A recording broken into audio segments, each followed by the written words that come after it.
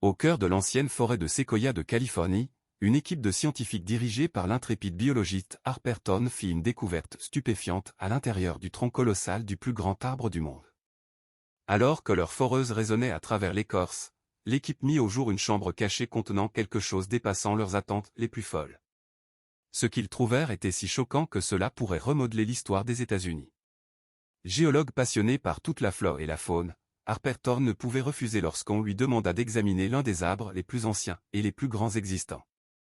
Bien qu'il ne s'agisse que d'un contrôle de routine, elle et son équipe étaient impatients de le voir, sans imaginer ce qu'ils allaient découvrir. Toutes s'étaient réunies à l'entrée de la forêt. Cette expédition était spéciale, et les gardes forestiers avaient fermé cette zone. Le groupe s'enfonça dans la forêt avec des véhicules remplis d'équipements. L'arbre qu'ils allaient étudier était incroyablement ancien. Ils mirent peu de temps à l'atteindre, impossible de le rater. Même si ce type d'arbre était courant dans les redwoods, ce séquoia-là était le plus grand de tous. À première vue, celui qu'ils devaient examiner semblait intact. Cependant, ils n'avaient pas encore vu l'arrière, l'élément qui allait tout déclencher. Cela avait été une erreur de ne pas faire un tour complet du tronc, mais les scientifiques s'étaient immédiatement mis à prélever des échantillons de ce géant majestueux. L'un des scientifiques, le docteur Greer, décida de contourner le tronc pour vérifier si de petites branches n'avaient pas percé l'écorce de l'autre côté. Il appela aussitôt Dr Harper Thorne, qui se rendit curieusement à l'arrière de l'arbre. Dès qu'elle vit ce qui s'y trouvait, un souffle de stupeur lui échappa. Elle jura en voyant la large entaille dans le tronc. Cela devait venir de la tempête. Les arbres autour du séquoia étaient tombés. Quelque chose avait forcément eu lieu ici. Elle essaya d'imaginer quel désastre avait pu se produire. La tempête avait-elle été si violente qu'elle avait pu endommager cet arbre millénaire, voire le détruire? Harper n'y croyait pas. Cela ne pouvait pas seulement être dû au vent. Il devait y avoir une autre raison, une raison qui la choquerait réellement. Elle rassembla rapidement ses collègues. En approchant de l'entaille, plusieurs d'entre eux eurent un vif souffle d'effroi. Ils vérifièrent les autres arbres susceptibles d'avoir provoqué la chute, tandis que Dr Harper Thorne et Dr Greer étudiaient le vieux séquoia. Il faut se diviser et avancer, annonça Harper, avant d'attribuer une tâche à chacun. Elle n'avait aucune idée que sa propre mission lui ferait découvrir quelque chose d'aussi étrange, quelque chose digne des livres d'histoire. Alors qu'il prélevait des échantillons de sève suintant de l'entaille, Harper trouva, à l'extrémité de celle-ci, quelque chose qu'elle ne pouvait expliquer. Était-ce l'origine de l'entaille? Ou ce qui avait empêché l'arbre de se fendre davantage? L'objet était blanc, lisse, et l'arbre semblait s'être courbé autour de lui, presque comme s'il l'avait absorbé. Aucun des deux scientifiques n'avait vu cela auparavant. Ils étaient stupéfaits. Harper prit un nouvel échantillon sans toucher l'objet, craignant de le contaminer ou pire, de l'endommager. Consciente de l'importance de la découverte, elle contacta des experts en archéologie, paléontologie et dendrochronologie, les invitant à se joindre à une enquête unique au cœur de la forêt de séquoia. Ensemble, ils établirent un camp de recherche complet équipé des technologies les plus avancées, prêt à révéler les secrets du géant. Sous la voûte imposante des arbres anciens, l'équipe installa soigneusement sa base près du mystérieux séquoia. Avec un sens partagé de mission, ils se préparèrent à une analyse approfondie de l'arbre et du secret qu'il renfermait. En examinant attentivement l'objet blanc, il devint évident qu'il s'agissait d'une série d'os, chacun intimement mêlé aux fibres anciennes du séquoia. Cette découverte déclencha une vague de spéculations, chacun avançant sa propre théorie sur l'origine de ces os mystérieux. À l'ombre de l'arbre géant, l'équipe se réunit pour discuter des différentes hypothèses. Les idées allaient d'explications scientifiques plausibles à des théories plus fantastiques, incluant malédictions anciennes ou phénomènes surnaturels, reflet de la vaste imagination humaine et de sa curiosité sans limite. À l'aube, l'équipe, armée de loupes et d'outils de mesure, se pencha sur les anneaux du séquoia. Tout au long de la journée, une ébauche de chronologie commença à émerger du labyrinthe de cercles concentriques. Au fil des heures, la réalité s'imposa. Malgré leurs débats passionnés et leurs connaissances approfondies, aucune preuve concluante sur l'origine des os ne pouvait être établie. Le mystère du secret enfoui du séquoia persistait, enveloppé dans les brumes du temps et les énigmes de la nature. Alors que des murmures concernant leur découverte commençaient à dépasser les limites de la forêt, la Dr Harper, consciente du risque de panique parmi le public, prit la décision ferme de mettre la zone en quarantaine. Elle savait que gérer le flux d'informations était essentiel pour éviter toute fuite prématurée pouvant entraîner panique ou mauvaise interprétation. Immédiatement, l'équipe se mit en action, installant des barrières et appliquant des protocoles stricts de confidentialité autour du site. Cette façade leur offrait la tranquillité nécessaire pour poursuivre leurs travaux sans être dérangés, tout en gardant les curieux et les médias à distance.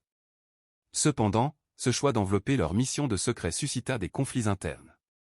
Certains membres de l'équipe luttaient avec les implications éthiques d'une découverte potentiellement révolutionnaire gardée loin du public et de la communauté scientifique, déchirés entre leur devoir envers la science et la nécessité de discrétion. Avec les jours qui passaient, le poids du secret commença à peser lourdement sur eux.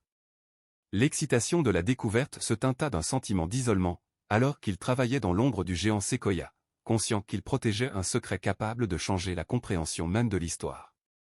Malgré leurs efforts vigilants pour préserver le secret, des rumeurs commencèrent à circuler dans les communautés locales.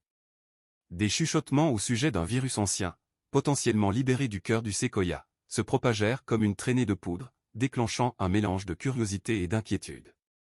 Rapidement, les médias s'emparèrent de ces bruits, diffusant des récits spéculatifs qui amplifiaient le mystère en une menace imminente. Cette frénésie médiatique croissante attira inévitablement l'attention des agences gouvernementales. Leur intérêt ajouta une couche supplémentaire de complexité et de pression à l'enquête, alors que les autorités commencèrent à s'interroger et à examiner de près les activités du camp de recherche isolé. L'idée d'un virus inconnu, peut-être piégé depuis des siècles dans un arbre, réveillait une peur profonde, alimentant spéculation et inquiétude. Alors que l'affaire prenait de l'ampleur, des groupes environnementaux exprimèrent leurs inquiétudes, redoutant les risques potentiels que les activités de l'équipe pourraient faire courir à la forêt ancestrale.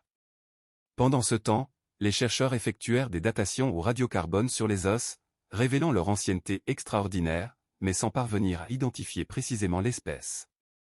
Avec la confirmation de l'âge antique des ossements, le mystère s'intensifia. Au milieu de ces découvertes, des débats éthiques éclatèrent au sein du groupe. Ils discutèrent des conséquences de l'extraction des os pour étude, face aux dommages potentiels qu'une telle action pourrait infliger à l'arbre qui les avait protégés pendant des siècles. Une partie de l'équipe plaidait fermement pour la préservation du séquoia, affirmant que l'intégrité et la valeur historique de l'arbre surpassaient les bénéfices scientifiques liés au prélèvement des os. Pour eux, cet arbre, monument vivant de la résilience de la nature, méritait d'être préservé intact. Ces divergences de points de vue firent monter la tension dans l'équipe. Confrontée à cette pression croissante et à l'emballement des rumeurs, la Dr Harper prit une décision cruciale, rendre l'affaire publique. Elle comprit que la vérité devait être partagée pour apaiser la peur et les spéculations qui échappaient à tout contrôle. L'équipe se réunit en urgence pour préparer une conférence de presse. Ils planifièrent méticuleusement la présentation de leurs résultats, veillant à communiquer des faits clairs et accessibles. Un point essentiel consistait à démystifier les rumeurs tenaces, notamment celles concernant un prétendu virus ancien. Dans une clairière près du séquoia millénaire, la Dr Harper et son équipe se présentèrent face aux médias du monde entier. La révélation suscita une palette d'émotions dans le public, certains furent soulagés de découvrir que la rumeur du virus était infondée, d'autres furent fascinés par le mystère, tandis que quelques-uns restèrent sceptiques quant à la suite de l'enquête. Après des recherches et des analyses exhaustives, les scientifiques obtinrent une avancée monumentale. Les os appartenaient à un animal préhistorique inconnu, une découverte qui fit vibrer la communauté scientifique. Cette révélation souleva autant de questions qu'elle en résolvait, ouvrant un nouveau chapitre dans l'étude de la vie ancienne. Un élément crucial du puzzle émergea. La présence des os suggérait soit que le séquoia était beaucoup plus ancien qu'on ne l'avait jamais pensé, soit que certaines espèces préhistoriques avaient survécu bien plus longtemps que ce que l'on croyait. Cette piste bouleversait les certitudes établies concernant l'histoire naturelle. Les implications étaient stupéfiantes.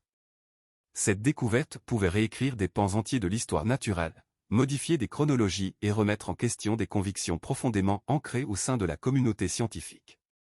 L'annonce suscita une vague d'enthousiasme, des chercheurs de divers domaines exprimèrent leur impatience de se plonger dans cette énigme. C'était une occasion rare d'obtenir de nouvelles perspectives sur l'évolution de la vie sur Terre, déclenchant un tourbillon de débats et d'études. Les résultats avaient des implications profondes pour la biologie évolutive et études de la vie préhistorique. Ils ouvraient de nouvelles voies de recherche, susceptibles de réviser les chronologies évolutives et d'enrichir la compréhension de la biodiversité ancienne. Cette découverte ne parlait pas seulement du passé, elle éclairait la route vers de futures explorations scientifiques.